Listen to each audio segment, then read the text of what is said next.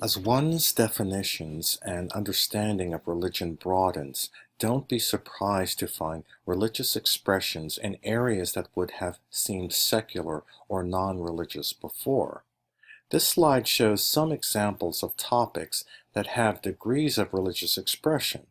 Believe it or not, baseball and other sports are religious in nature.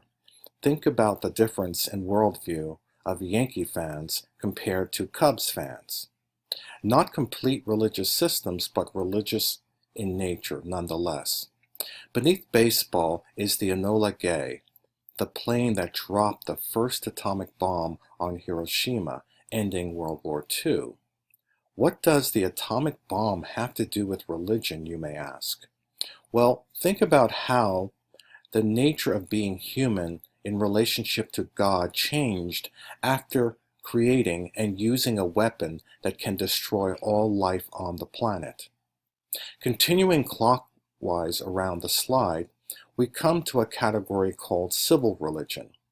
This relates to the many ways that religions are linked with nation-states. Throughout history, most nations have had a state church or religion.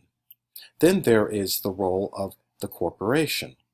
One might think about how corporations now have the right of a person and benefit from free speech. One might also ask, does any church or religion have the ultimacy of the corporation in our postmodern world? And leaving this slide on a happy note, we have Disneyland, the happiest place on earth.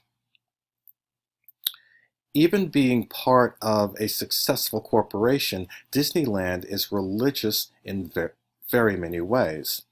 I'll leave this slide with a story that many claim to be true. Back in the 1950s, when Disneyland opened, Billy Graham, the most popular and influential preacher in America, said the following to Walt Disney. He said something like, "You have a really nice fantasy here." Walt was somewhat upset by this.